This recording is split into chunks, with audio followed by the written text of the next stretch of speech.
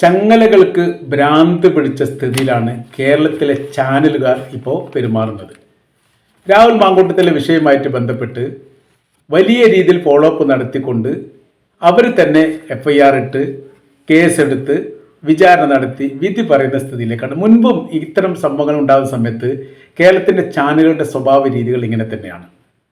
അപ്പോൾ ഈ പരാതിക്കാരില്ലാത്ത രീതിയിലുള്ള ശിക്ഷാ നടപടിയാണ് ഇപ്പോൾ നടക്കുന്നത്. സംഭവം രാഹുൽ മാങ്കൂട്ടത്തിൽ കുറ്റവാളിയാണെങ്കിൽ ശിക്ഷിക്കപ്പെടണം, കനത്ത രീതിയിൽ ശിക്ഷ നൽകണം. രാഷ്ട്രീയ നേതൃസ്ഥാനത്തൊക്കെ നിൽക്കുന്ന ആളുകൾ ഇത്തരം മോശപ്പെട്ട പ്രവർത്തികൾ ചെയ്യുന്ന സമയത്ത് കഠിനമായിരിക്കുന്ന ശിക്ഷയ്ക്ക് അർഹനാണ്.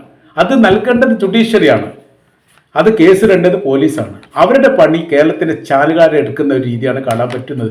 പല ശബ്ദ സന്ദേശങ്ങളും വാട്സപ്പുമായിട്ട് ബന്ധപ്പെട്ട മെസ്സേജുകളൊക്കെയാണ് തെളിവായിട്ട് അവർ കൊണ്ടുവരുന്നത്. അപ്പോൾ ഇത്തരം വിവാദമാകുന്ന സമയത്ത് ഒരു MLAക്ക് പുറത്തിറക്കാൻ പറ്റാത്ത സാഹചര്യം ഉണ്ടാകുന്ന സമയത്ത് രാജിവെക്ക് സ്വാഭാവികം.